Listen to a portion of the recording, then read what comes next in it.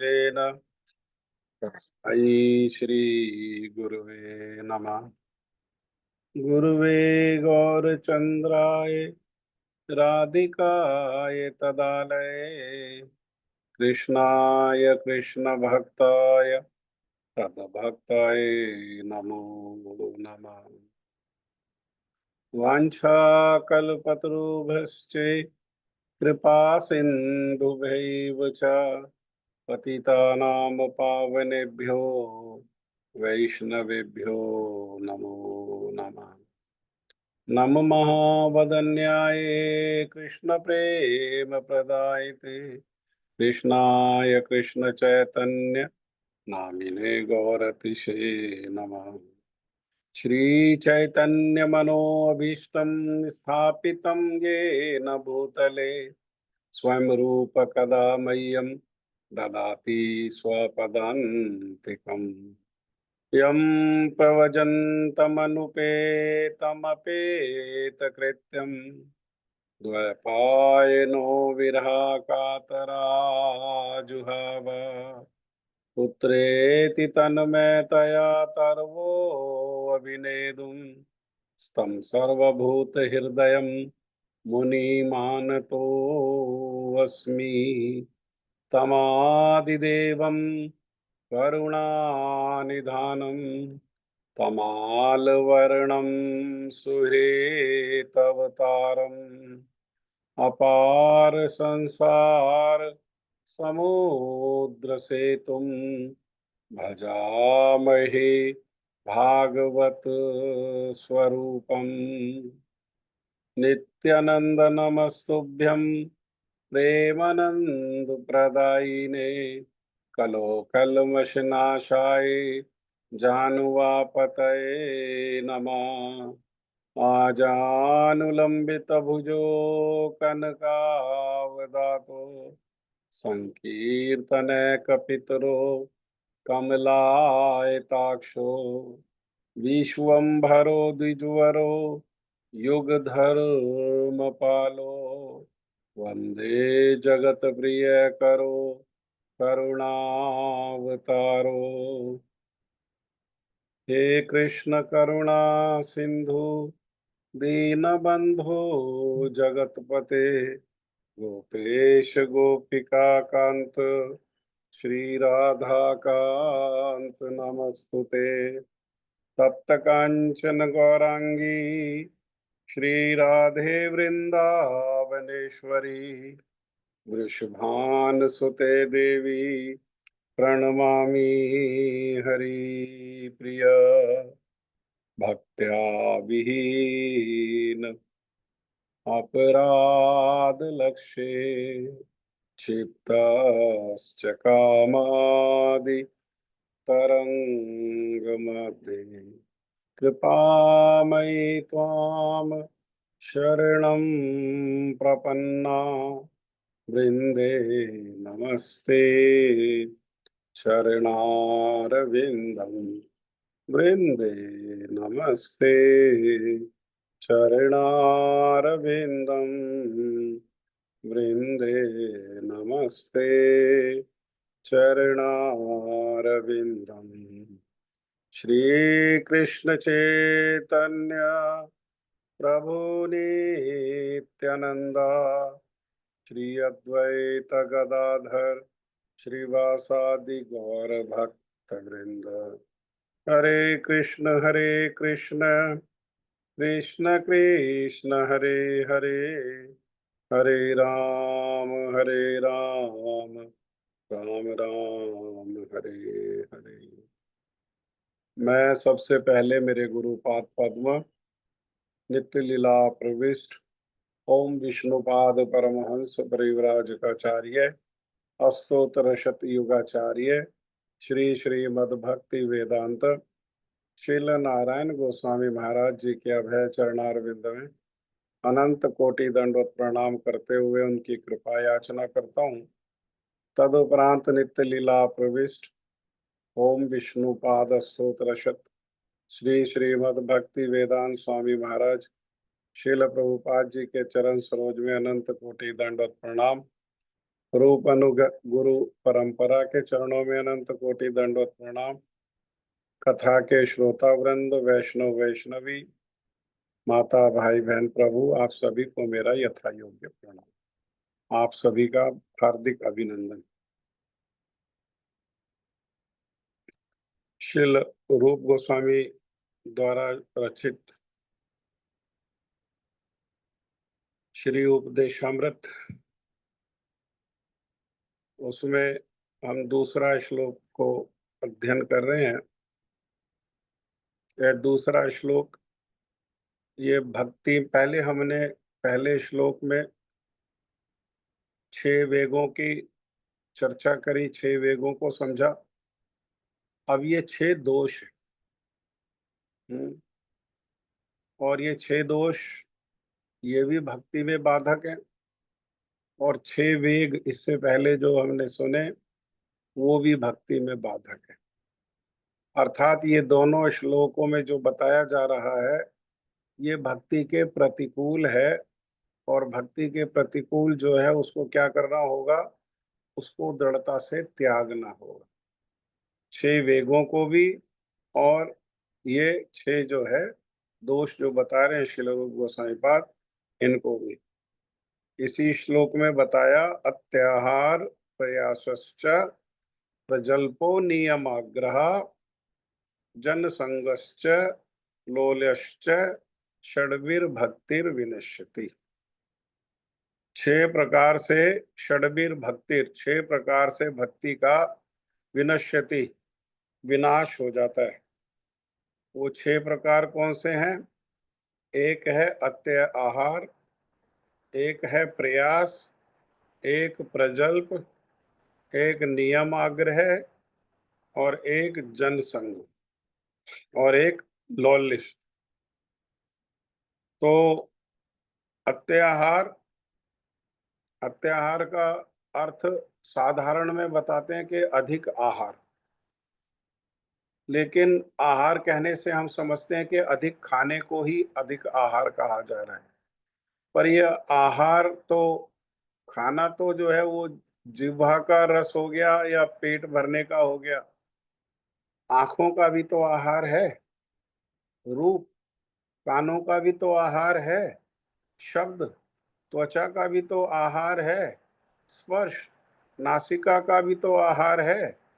ये अर्थात ये जितने आहार हैं, हमारी जो 5 ज्ञानेंद्रियां हैं, उन 5 ज्ञानेंद्रियों के अलग अलग आहार हैं। उसमें जो भी आहार हम ज्यादा करेंगे, आवश्यकता से अधिक होगा जो आहार, उसी को कहेंगे अत्य आहार। हाँ, कैसा होना चाहिए आहार? युक्त होना चाहिए। भगवान श्री कृष्ण श्रीमद् भगवत गीता में कह रहे हैं, युक्त आहार विहारश्च। आहार और विहार, आहार और भोग विहार युक्त होना चाहिए। युक्त का अर्थ क्या है? ना आवश्यकता से कम और ना आवश्यकता से अधिक। और फिर जो संचय किया जाता है, इकट्ठा किया जाता है, आवश्यकता से अधिक इकट्ठा जो करना है, वो भी क्या है? वो भी अत्य आहार है। जितनी आवश्यकता है, जो तो सन्यासी हैं, ब्रह्मचारी हैं, गृह त्यागी हैं, वानप्रस्थी हैं, उनके लिए तो संचय जो है वो मना है, एकत्र करना मना है। वो इकट्ठा नहीं कर सकते। हाँ, वो इकट्ठा करते हैं तो ये भक्ति विरोधी गतिविधि है।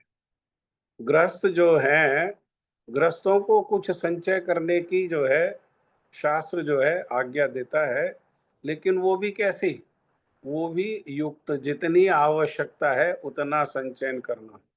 इतना, उससे अधिक संचय करने को क्या कहेंगे? उसको कहेंगे अत्य आहार, प्रयास। और ये जो आहार है, इंद्रियों का जो आहार है, इसको इकट्ठा करने की जो कोशिश है, उसी को कहते हैं प्रयास। दूसरी बात क्या कही है? प्रयास। प्रयास किसको कहते हैं? ये इंद्रियों का जो आहार है, हाँ, और ये जो संचयन है, अत्य आहार को ही इकट्ठा करना का जो चेष्टा है, कोशिश है, उसी को कहते हैं प्रयास। और प्रजल्प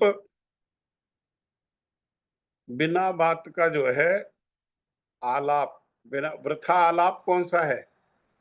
भगवान श्री कृष्ण के विषय से जो संबंधित नहीं है, ऐसा जो बोलना है, वो क्या है? उसी को कहा गया प्रजल्प। इसमें विशेष क्या होता है? इसमें विशेष होता है निंदा, स्तुति आदि जो है, इसकी विशेषता रहती है। नियम, आग्रह, हम्म, ये नियम आग्रह का अर्थ क्या है?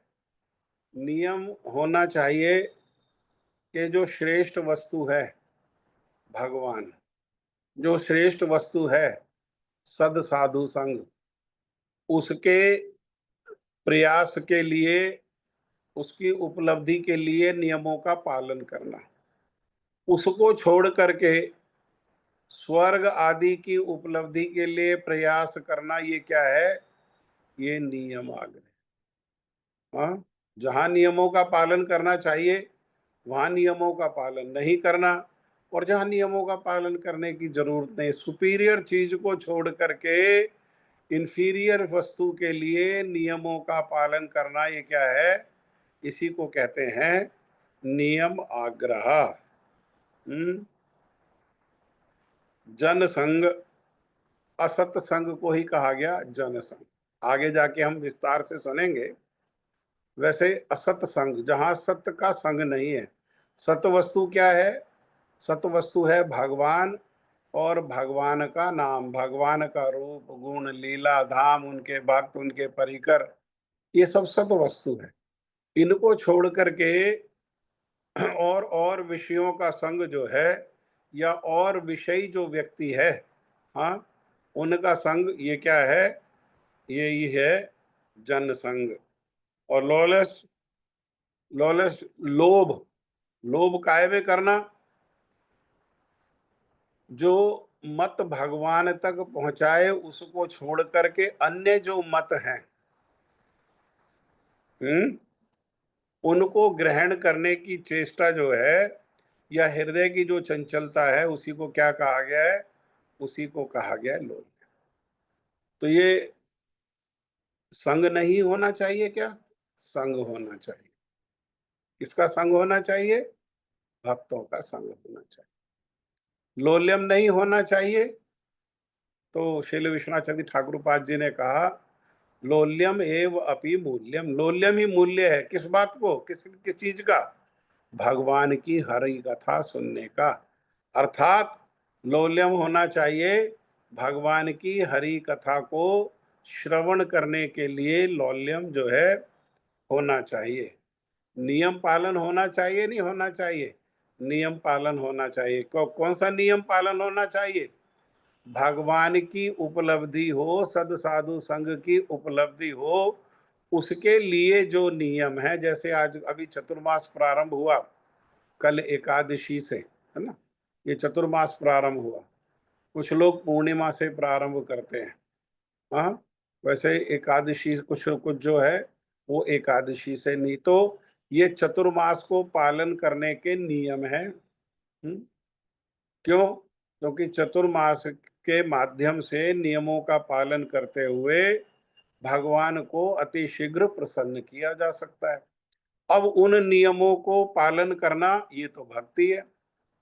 और उन नियमों को छोड़ करके अन्य अन्य और दूसरे दूसरे नियमों का पालन करना, ये क्या है? ये नियम आग्रह है। प्रजल्प, भगवत विषय संबंधी जो बातें हैं उनको कितना भी कर सकते हैं, वो प्रजल्प नहीं है। और उनको छोड़ करके संसार की निंदा स्तुति थोड़ी भी कैसी है? वो प्रजल्प है। एक क्षण की भी निंदा स्तुति कैसी है? वो प्रजल्प है। ऐसे ही अत्याहार और ऐसे ही प्रयास। तो हम लोग आप लोगों को स्मरण होगा कि हम लोग एक-एक श्लोक की 3-3 आचार्यों के द्वारा बताई गई टीका को हम लोग श्रवण कर रहे हैं। एक हम सबसे पहले श्रवण करते हैं ये टीका का भावार्थ। तो टीका का भावार्थ किसने रचना करी है? टीका का जो भावार्थ है वो हमारे राधा रमन महाराज जी के द्वारा की गई है। फिर हम दूसरा सुनते हैं पीयूष वर्षिणी वृत्ति। पीयूष वर्षिणी वृत्ति किसके द्वारा बताया गया है? ये शील भक्ति विनोद ठाकुर जी के द्वारा बताया गया है। फिर हम सुनते हैं अनुव्रति। अनुव्रति किसके द्वारा बताई गई है? अनुव्रति शील भक्ति सिद्धांत सरस्वती ठाकुर शील प्रभुपाद जी के द्वारा बताई गई है। इस प्रकार हम हर श्लोक की जो टीका है, हर श्लोक की व्याख्या है, वो हम ये तीनों आचार्यों किसके की कृपा से हम लोग और इनके विचारों को जानते हैं। तो श्री राधा रमन महाराज जी बता रहे हैं कि भक्ति साधना की प्रारंभिक अवस्था में साधकों के चित्त में प्राकृत भावों की प्रबलता देखी जाती है। भक्ति का साधन जब कोई प्रारंभ करता है, भगवान के नाम को जप करना, भगवान के नाम को कीर्तन करना, एकादशी करना, वृंदावन धाम की यात्रा करना, वृंदावन धाम जाना, भगवान की कथा सुनना, तो जब ये प्रारंभ करता है तो वो अवस्था कैसी कहलाती है? वो प्रारंभिक अवस्था कहलाती है। और फिर ये प्रारंभिक अवस्था कितनी भी लंबी हो सकती है। अगर हमारे हृदय में भगवान को प्राप्त करने की उत्कंठा में तीव्रता नहीं है, शिथिलता है, तो कितनी भी लंबी हो सकती है। जन्म जन्मांतर करोड़ों करोड़ों जन्म तक ये शिथिलता रह सकती है हमारे हृदय में, ठीक है ना? लेकिन ये प्रारंभिक अवस्था में क्या है, क्योंकि उस भक्ति में प्रवेश करने के पहले, भक्ति का साधन करने के पहले ये हम संसार में रहते हैं, जन्म जन्मांतर से हम संसार में रहते आए, संसार के लोगों के बीच में रहते हुए आए हैं, संसार को ही हमने अभ्यास किया है। तो वो संसार के जो भाव है, सांसारिक जो भाव हैं, प्राकृत भाव जो हैं, प्राकृत मतलब संसार से संबंधित, अप्राकृत मतलब भगवत संबंधी। प्राकृत जो भाव है उनकी प्रबलता वही मजबूती से पकड़े रखते हैं, क्योंकि इतने समय से अभ्यास किया है। अरे पंखा बहुत चल रहा है, बहुत देर से चल रहा है, पूरा स्पीड पे चल रहा है, वो उसका स्विच ऑफ किया तो स्विच ऑफ करते ही थोड़ी ना रुक जाएगा, वो घूमेगा ना, प्रबलता रहेगी उसके घूमने की। वो धीरे धीरे, गाड़ी बहुत तेजी से चलते हुए आ रही है, बड़ी स्पीड से 100 और 100 से ऊपर का स्पीड से चलते हुए आ रही है, और उसमें ब्रेक लगाया तो ब्रेक लगाते ही खड़ी थोड़ी ना हो जाएगी वो। हाँ, थोड़ा आगे जा करके रुकेगी। तो ये प्रारंभिक अवस्था में क्या है, चित्त में मतलब साधक जो करने वाले हैं, भक्ति का जो साधन करने वाले हैं, जिन्होंने भक्ति साधन को प्रारंभ किया है, अभी प्रारंभिक अवस्था है, सद साधु संग हुआ है, और साधु संग में जो भजन क्रिया बताई है, उस भजन क्रिया को अभी प्रारंभ ही किया है, उसको कहते हैं ये प्रारंभिक अवस्था। तो तब क्या है, तब ये सांसारिक भावों की जो है प्रबलता रहती है। और इनकी जो प्रबलता है, इन्होंने इतना मजबूती से पकड़ा हुआ है कि वो जो पहले श्लोक में बताए गए जो वेग हैं, उनका दमन करने में साधक जो है उसमें सामर्थ्य नहीं, बह जाता है। वो जितने भी 6 वेग जो बताए हैं, वो 6 वेग को दमन कर सके, उसमें बल ही नहीं है, उसमें शक्ति ही नहीं है। बल कहाँ से मिलेगा? बल मिलेगा भजन साधन से। भजन साधन की उपलब्धता होगी, उससे बल मिलेगा, उस बल से बलात् होकर के इंद्रियों का निग्रह किया जा सकता है। इंद्र जो वेग हैं, 6 प्रकार के वेग, उनको जो है वो कंट्रोल में किया जा सकता है। अन्यथा क्या होता है, प्रारंभिक अवस्था में जप भी चलता है और वो वेग जो हैं, वो वेग भी चलते हैं, अलग-अलग परिमाण में। किसी के किसी के साथ ज़्यादा हो सकता है, किसी के साथ कम हो सकता है। डिग्री में वेरी, लेकिन होगा ज़रूर। और वो जिसके साथ ज़्यादा है, ना तो वो कंट्रोल कर सकता है, और जिसके साथ कम है, वो भी कंट्रोल नहीं कर सकता है। वो 6 वेग में क्या है, वो बह जाता है। फलस्वरूप इस दशा में साधकों के हृदय में बहुत सी ऐसी प्रवृत्तियां जो हैं उत्पन्न हो जाती हैं जो भक्ति के लिए अत्यंत हानिकारक होती हैं। जैसे ये 6 प्रवृत्तियां हैं, ऐसी प्रवृत्तियां उत्पन्न हो जाती हैं जो क्या है, जो भक्ति के लिए हानिकारक हैं, भक्ति के मार्ग में जो है बाधा है, भक्ति को विनाश करने वाली है। षड्भिर भक्तिर विनश्यति, ये जो 6 प्रकार की जो बाधाएं हैं, ये 6 प्रकार के जो दोष है, ये क्या करते हैं, ये भक्ति का विनाश कर देते हैं। पहले हमारे हृदय में संपत्ति नहीं है भक्ति की, जो थोड़ी मोड़ी भक्ति की संपत्ति एकत्र होती है, कैसी संपत्ति एकत्र होती है कि बीज अभी अंकुरित ही होता है और उसके ऊपर क्या है, उसके ऊपर हाथी भाग दौड़ कर दे तो कैसी अवस्था होगी, ऐसी अवस्था जो है वो हो जाती है।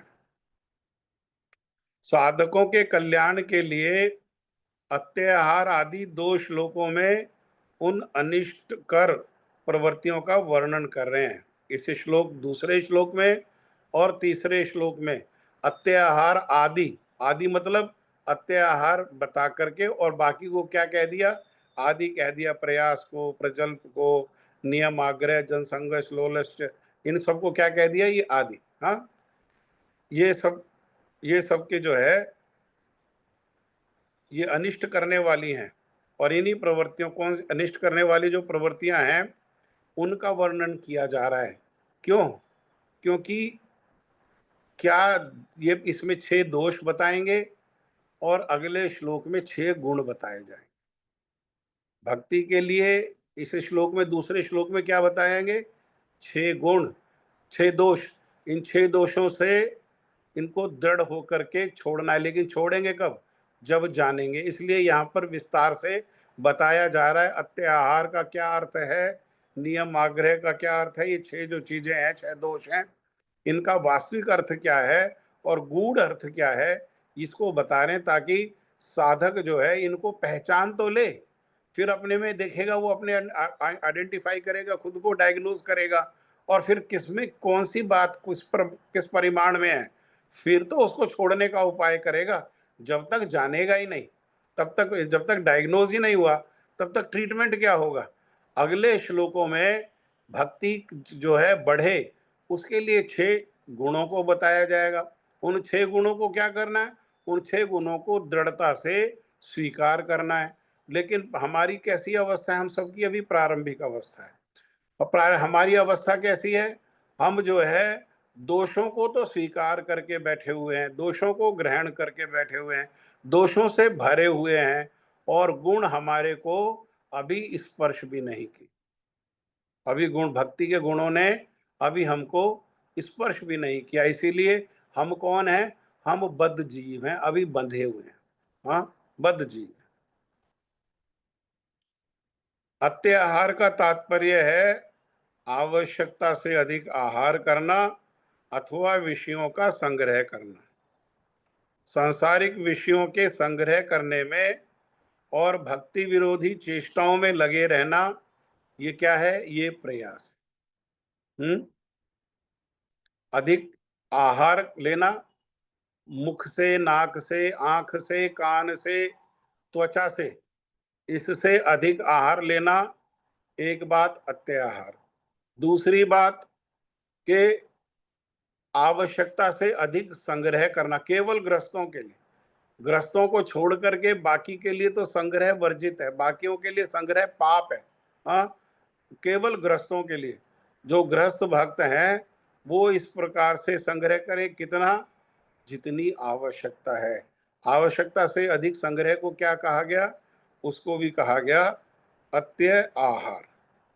और ये जो अत्य आहार है, इस अत्य आहार को अर्थात सांसारिक विषयों के संग्रह करने में, कौन से सांसारिक विषय का संग्रह हो रहा है, जो भक्ति विरोधी है। सांसारिक विषयों का संग्रह करेंगे तो क्या करेंगे, भक्ति विरोधी चेष्टा को करेंगे। आप समझे, सांसारिक विषयों का संग्रह कैसा है, ये भक्ति विरोधी है। और सांसारिक विषयों को एकत्र करने की चेष्टा कैसी हो गई, वो भक्ति विरोधी चेष्टा, इसी को क्या कहा गया है? इसी को कहा गया है प्रयास। किसी के समझ में नहीं आए तो बीच में भी रोक करके पूछ सकते हैं। लेकिन समझेंगे, समझ करके आगे बढ़ेंगे। और समय का दुरुपयोग करने वाली अनावश्यक वृथा, अनावश्यक मतलब जिसकी आवश्यकता नहीं है और जिसको करने से समय का सदुपयोग नहीं होता। समय हमारे पास कितना है? सबके पास, सबके पास समय सीमित है। एक दिन में सबके पास 24 घंटे ही हैं। किसी के पास 24 घंटा 1 सेकंड नहीं है। हाँ, और उसमें भी आयु सबकी सीमित है, अलग अलग हो सकती है, किसी की 50, किसी की 60, किसी की 100, लेकिन 100 होने पर भी क्या, अधिक से अधिक कितना? अधिक से अधिक 100। 100 होने पर भी कितना है? 100 होने पर भी वो सीमित है। तो उसका क्या करना चाहिए? जो चीज सीमित होती है, कम होती है, उसका सदुपयोग करना चाहिए। लेकिन ये कैसा है? ये समय का दुरुपयोग कराने वाली है, जिसकी आवश्यकता नहीं है। क्या? ये वृथा, बेकार की पर निंदा। पर निंदा, निंदा, निंदा में कोई बुराई नहीं है। देखो ध्यान से समझो, निंदा में कोई बुराई नहीं है। किसमें बुराई है? पर निंदा में बुराई है। अर्थात अपने दोषों की निंदा करने में कोई बुराई नहीं है, दूसरों में दूसरों की निंदा करने में बुराई है। अपने दोषों की निंदा तो करना चाहिए, अपने दोषों की निंदा, लेकिन हम क्या, हमारा क्या स्वभाव है? हम अपने गुणों की, जो गुण नहीं भी है, उसको गुण समझ करके उसकी तो हम उसकी चर्चा करते हैं। और दूसरों को में दोष है या नहीं है, लेकिन हमारे मन से वो दूसरा अच्छा नहीं लगता, इसलिए क्या करते हैं? दूसरों की हम निंदा करते हैं। हम देखना कैसा चाहिए? दृष्टिकोण कैसा होना चाहिए? दोष अपने अंदर और गुण बाहर। और हम देखते कैसे हैं? गुण अपने अंदर और दोष बाहर। हाँ, ये इस प्रकार से जो है, ये क्या है? ये परनिंदा और परचर्चा, ये प्रजल्प है। भगवत सेवा की प्राप्ति रूप उच्चतम अधिकार की प्राप्ति के लिए चेष्टा ना करना। भगवान की सेवा जो है वो क्या है? वो उच्चतम, उच्चतम मतलब टॉप मोस्ट, वो अधिकार है। उस अधिकार को प्राप्त करने के लिए कोशिश करनी चाहिए। बिना कोशिश किए प्राप्त नहीं होगा। कैसी कोशिश करनी चाहिए? मेरे गुरुजी कहते थे, डू और डाई की कोशिश करनी चाहिए। डू और डाई की कोशिश करनी चाहिए, लेकिन उसको छोड़ करके निम्नतम, हाँ, स्वर्ग को क्या बता रहे हैं? निम्नतम। भक्ति को क्या बता रहे हैं? उच्चतम। स्वर्ग कैसा है? स्वर्ग, स्वर्ग कहने का अर्थ क्या है? स्वर्ग कहने का अर्थ है विषय भोग। क्योंकि स्वर्ग में क्या है? स्वर्ग में विषय भोग की अधिकता है। स्वर्ग में क्या मिलता है? लंबी आयु मिलती है भोगने के लिए, शरीर को शक्तिशाली मिलता है भोगों के लिए, ताकि इंद्रियां शक्तिशाली हो, भोग कर सकें। और भोग, अधिक भोग की वहां पर व्यवस्था है। अधिक भोग में भी क्या भोग है? अधिक भोग में भी जनेंद्रियों का भोग जो है वो अधिक है। इसीलिए क्या कहा उसको? उसको कहा निम्नतम। लेकिन संसार के लोग क्या करते हैं? संसार के लोग जो निम्नतम स्वर्ग आदि की प्राप्ति है उसके नियमों में आग्रह रखते हैं और भक्ति नियमों के प्रति उदासीन रहते हैं, है ना? भक्ति नियमों के प्रति उदासीन रहते हैं। जैसे गुरुजी की हम कथा सुन रहे थे कल भी, तो कल भी गुरुजी कह रहे थे कि नियम होना चाहिए कि सूर्य उदय होने के 1 घंटा 36 मिनट पहले उठ जाए, है ना? इस नियम के प्रति हमारी उदासीनता रहती है। लेकिन विषय कैसे प्राप्त हो, विषय को प्राप्त करने के लिए क्या नियमों का पालन करना है, उस नियम में बड़ा हमारा आग्रह रहता है। हाँ, भक्ति नियम, भक्ति, भक्ति कैसी है? भक्ति उच्चतम है। और विषय कैसे हैं? वो निम्नतम है। तो निम्नतम वस्तु को प्राप्त कर, उसका कारण क्या है? उसमें हमारा दोष कम है। हाँ, उसका कारण है कि हमने जन्म जन्मांतर से उन विषयों का ही संग किया है। हमें भक्ति के अभी रस का पता ही नहीं है। भक्ति जो उच्चतम है उसका रस हमें भी स्पर्श ही नहीं किया। हमें क्या रस पता है? हमें तो विषय रस पता है। विषय रस पता होने, और विषय रस का ही हमको अभ्यास है, भक्ति का हमको अभ्यास ही नहीं है। विषय रस का पता होने के कारण, विषय रस का अभ्यास होने के कारण जो निम्नतम है उसी और हमारा आकर्षण रहता है, और उसी को प्राप्त करने की हमारी चेष्टा, प्रार्थना आदि रहती है। तो उसी को प्राप्त करने के लिए हम नियम आदि का पालन करते हैं, है ना। जैसे किसी को कहे कि कोई भजन में भी आ जाए, और मान लो वो जॉब करता है, तो ऑफिस जाने का जो समय है उसका नियम तो पालन बहुत अच्छे से करेगा, प्राण दे करके उस नियम का पालन करेगा कि ऑफिस समय से पहुंचा जाए। लेकिन सुबह समय से उठा जाए, इस नियम में शिथिलता आ जाए, अपने आप ही बहाना ढूंढने लगेंगे। रात को देर से सोए थे, रात को नींद ठीक से नहीं आई, रात को स्वास्थ्य ठीक नहीं था। ये क्या है? इसी को कहते हैं, इसी को कहा नियम आग्रह। और विशुद्ध शुद्ध भक्तों का संग छोड़ करके अन्य जनों का संग करना ही क्या है? इसी को कहते हैं जन संग। भक्तों का संग को छोड़ करके और जितना भी संग है वो क्या है? वो जन संग है। श्रीमद् भागवतम में जहां भगवान श्री कपिल देव और उनकी मैया देवहूति का संवाद है, उसमें ये बहुत सुंदर उपदेश दिया गया है। बात को तीसरा जो स्कंद है उसमें बहुत सुंदर बात बताई है। उसमें कह रही है देवहूति कह रही है, हे देव, अज्ञानवश होता कैसे है ये? अज्ञानवश क्यों? क्या ज्ञान है? भक्ति विमुखता अज्ञान है। भक्ति से विमुख है वो क्या? वो अज्ञान है। कौन सा अज्ञान? भक्ति विमुखता। हाँ, अज्ञानवश भक्ति विमुख असत पुरुषों के साथ किया हुआ जो संग है वो संसार बंधन का कारण होता है। अर्थात विषयी लोगों का जो संग है, विशेषकर जो जो स्त्री संगी, हाँ, स्त्री के लिए जो पुरुष का संग करती हैं हर समय, और इस पुरुष जो स्त्रियों का संग करते हैं मन से, वचन से, इंद्रियों से, हाँ, विशेषकर स्त्री संगी, ऐसे लोग हैं वो कौन है? वो असत पुरुष हैं। तो वो उनका संग किया हुआ क्या है?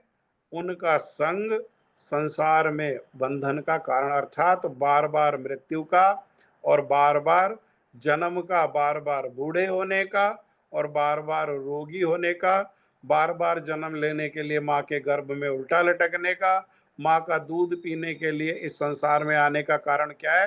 पुनरपि जन्मम पुनरपि मरणम। ये जो बंधन है, इस बंधन का वो कारण है। वहीं जो सत्पुरुषों का संग है, अर्थात भगवान के भक्तों के साथ किए जाने पर वो जो संग है वो क्या है? वो संग नहीं, वो निसंग है। हाँ, निसंग तत्व है। और अर्थात उसका अर्थ क्या है? कि संसार से मुक्त करा करके भगवान के चरणों की प्राप्ति करा देने। लेकिन हम क्या करते हैं? हम भक्तों का संग नहीं करते, भक्तों के संग से भागते हैं, भक्तों के संग के लिए बहाना बनाते हैं, है ना। भक्तों के संग के लिए कहें कि अरे आप इस स्थान पर आ जाओ तो आपको जो है भगवान की कथा सुनाई जाएगी, तो वहां स्थान पे जाने पे हम 50 बहाने लगाएंगे। वहां ऑनलाइन भी क्लास होगी, तो ऑनलाइन भी होने पर आज हम यहाँ नहीं है इसलिए नहीं कथा को ज्वाइन कर सकते, चलो अगले दिन कर लो। नहीं, अगले दिन भी हम उपस्थित नहीं है, अगले दिन भी हमें काम है। हाँ, ये क्या है? ये हमारा दुर्भाग्य, ये चतुराई नहीं है, ये हमारा दुर्भाग्य। और ये दुर्भाग्य कहाँ ले जाएगा? अरे साधु को छोड़ करके कहाँ जाएंगे? साधु को छोड़ करके संसार में जाएंगे, विषयी लोगों के बीच में जाएंगे। विषयी लोगों के बीच में जाने पर विषय की चर्चा होगी, विषय को प्राप्त करने के लिए हृदय में लोभ आएगा, और विषय को प्राप्त करने का प्रयास होगा। वो क्या करेगा? वो बंधन को करा देगा, वो विनाश को करा देगा। और साधु का संग क्या करेगा? भगवान की कथा इतनी बलवती है कि भगवान की कथा कान के माध्यम से हृदय में प्रवेश करती है। कान के लिए भी अमृत है और हृदय के लिए भी अमृत है। कितनी बलवती है? वो इतनी बलवती है कि हमारे जन्म जन्मांतर के बंधनों को काट करके भगवान के चरणों की उपलब्धि करा देने वाला है साधु।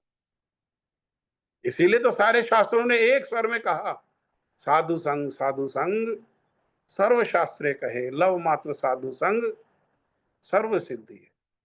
लव मात्र साधु संग करने पर भी सारी सिद्धि, सारी सिद्धि क्या है? सारी सिद्धि है भगवान के चरण, सारी सिद्धि है भगवत प्राप्ति।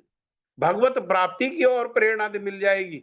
लव मात्र सबके लिए भगवत प्राप्ति की प्रेरणा ही नहीं मिल जाएगी, भगवत प्राप्ति का मार्ग भी साधु लव मात्र साहब में कह देंगे। कितनी देर में रत्नाकर को कह दिया, अरे मरा मरा कर, मरा मरा बोलो। रत्नाकर समझ पाएगी इससे क्या उपलब्धि होने पाएगी, लेकिन उन्हें उन्हें साधु के वचनों में निष्ठा करके और उसी को अभ्यास किया, और उसी को अभ्यास करने से क्या हो गया? उसी को अभ्यास करने से उनको भगवान की प्राप्ति हो गई, भगवान की उपलब्धि हो गई। हाँ, जो व्यक्ति भक्ति योग के चरम फल रूप कृष्ण प्रेम प्राप्ति की इच्छा रखते हैं, उन्हें स्त्रियों का अवैध संग कदापि नहीं करना चाहिए। ये स्त्री संग कहने पर इसको हम समझ लें, स्त्रियों के लिए पर पुरुष संग और पुरुष के लिए पर स्त्री संग। क्योंकि यथार्थ तत्व को जानने वाले मनीषियों का कहना है, मनीषी मतलब जो बुद्धिमान लोग, हाँ, जो बुद्धिमान लोग, उनका कहना है कि संसार से मुक्त होकर के भगवान के चरणारविंद की प्राप्ति के इच्छुक व्यक्तियों के लिए स्त्रियों का अवैध संग नरक का खुला द्वार है। अत्यंत शोचनीय स्त्रियों के क्रीड़ा मृग, जो क्रीड़ा मृग मतलब जो खिलौने बन गए स्त्रियों के हाथ के, अशांत, मूढ़ और देहात्मदर्शी असत पुरुषों का संग कभी नहीं करना चाहिए। कौन कह रहे हैं? भगवान कपिल देव कह रहे हैं अपनी मैया देवहूति से। कौन, किसका? अत्यंत शोचनीय है, हाँ, जो बहुत गिरा हुआ है, बड़ा अशुभ है, बड़ा अपवित्र है, हाँ, और जो स्त्रियों के हाथ के खिलौने बने हुए हैं, स्वप्न में भी वही, चर्चा में भी वही, विचार में भी वही, और जो अशांत हैं और मूढ़ हैं, पागल हैं और देहे आत्मदर्शी हैं। देह को ही उनका दर्शन क्या है? उनका दर्शन है कि ये शरीर ही हम हैं, बस इस शरीर को खिलाओ पिलाओ और ये शरीर ही अंतिम है, शरीर को ही भोग कराना जीवन का उद्देश्य है। कल क्या होगा किसको पता, जो होगा देख लेंगे, हाँ, जो होंगे देख लेंगे, आज क्या करें? आज बस इस शरीर का जो है विषय भोग की उपलब्धि कराओ। ऐसे लोगों का संग कभी भी नहीं करना चाहिए।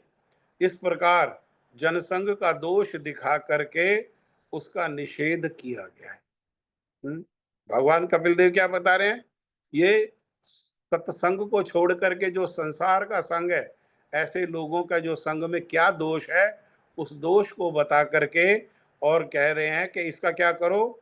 इसको निषेध करो, इसको छोड़ दो, इसको छोड़ दो, साधु संग करो।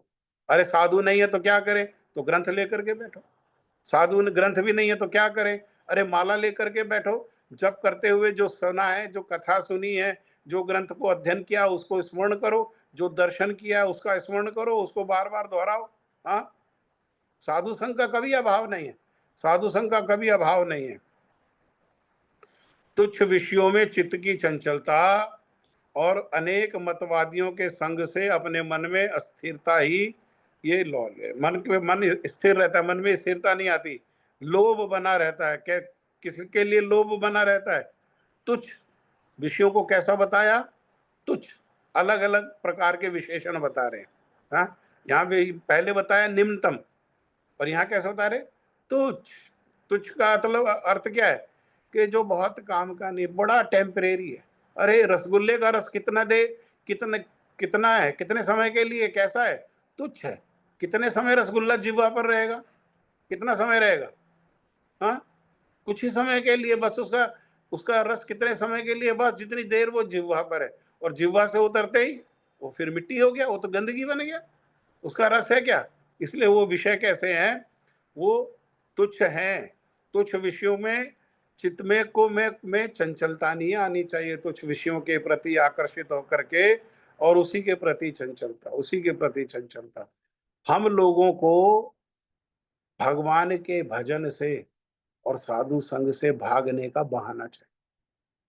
जो बहाना मिल जाए उसी बहाने को बना करके हम लोग क्या करते हैं, हम विषयों में, क्यों, मन क्या जाता है, मन की गति नीचे की ओर है, विषय नीचे है, विषय कहाँ है, निम्नतम नीचे। हाँ, और मन, और भगवान कहाँ है, भगवान ऊपर है। तो मन ऊपर जाएगा क्या, मन को ऊपर धकेलना पड़ेगा, मन नहीं जाएगा।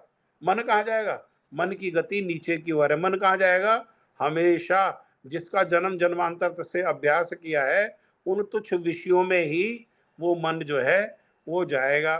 तो वो मन क्या करेगा वहां, वो मन क्या, ऐसा मन क्या करेगा, वो हृदय में अस्थिरता कर देगा, है ना, वो हृदय को हिला देगा। ए, तिलक लगाने से क्या होगा, ये जप करने से क्या हो जाएगा, जो जप नहीं कर रहे उनको क्या दिक्कत है, ऐसे ऐसे विचार मन में ला देगा।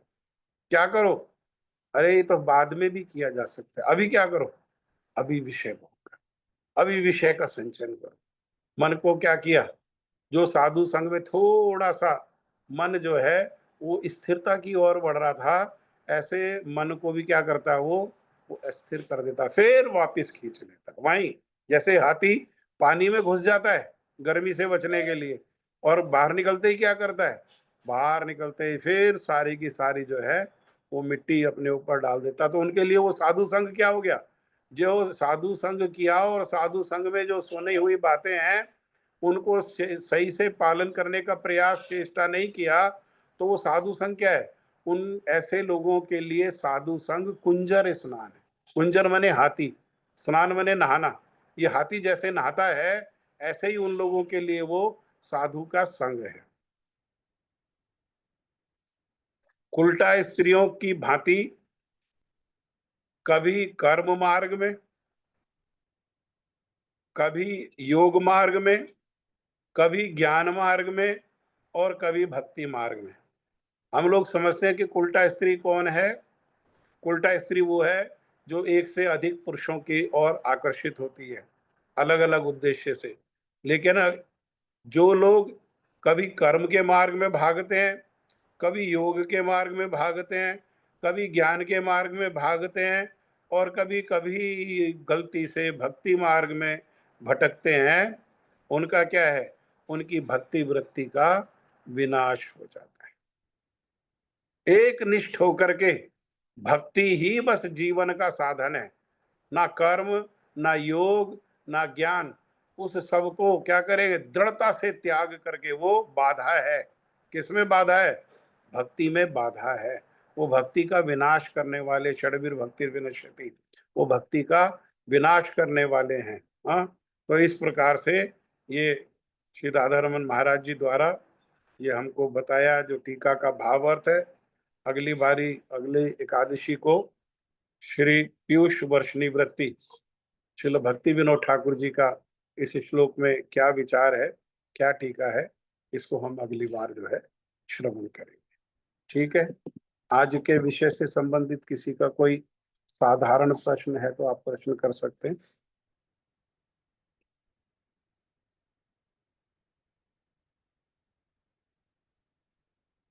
ठीक है, जय श्री श्री गुरु गौरांग गंधर्विका गिरिधारी श्री राधा विनोद बिहारी, जय श्री राधा रमन बिहारी, श्री राधा गोविंदेव की जय।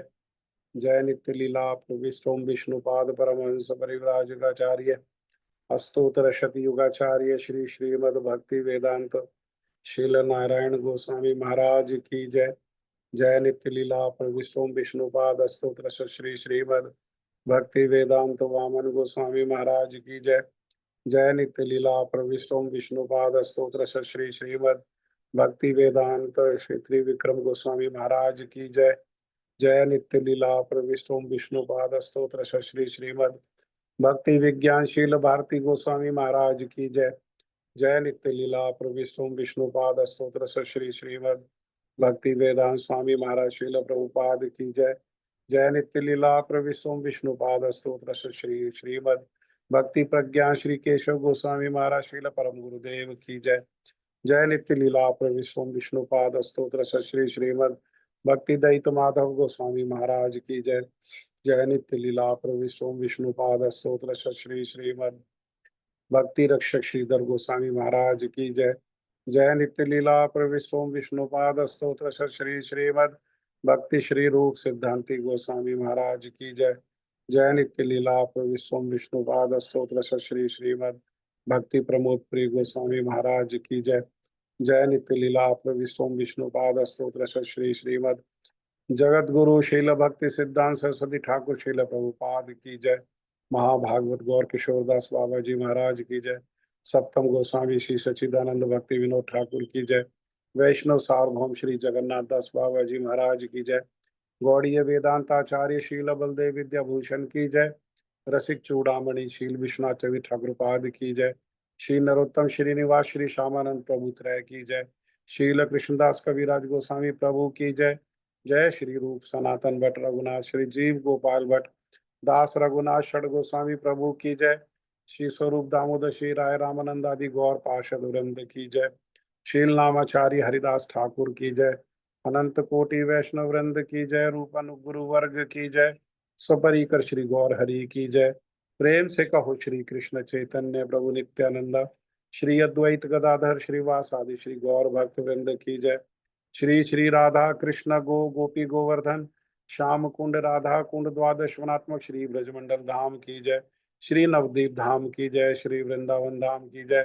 भक्ति देवी तुलसी महारानी की जय। गंगा देवी यमुना देवी की जय। युग धर्म हरि नाम संकीर्तन की जय। भुवन मंगलकारी हरे कृष्ण महामंत्र की जय। सर्वविष्ट प्रदाता श्री गिरिराज महाराज की जय। भक्ति विघ्न विनाशक श्री नरसिंह भगवान की जय। भक्त प्रवशी प्रहलाद महाराज की जय।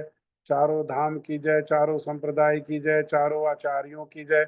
आकर मठराज श्री चैतन्य मठ की जय। अन्य अन्य गौड़ीय मठ शाखा समूह की जय। श्री राधा गोविंद गौड़ीय मठ की जय। श्री राधा गोविंद देव की जय। श्री जगन्नाथ बलदेव सुभद्रा श्री सुदर्शन जू की जय। श्री श्री गौर नित्यानंद प्रभु की जय।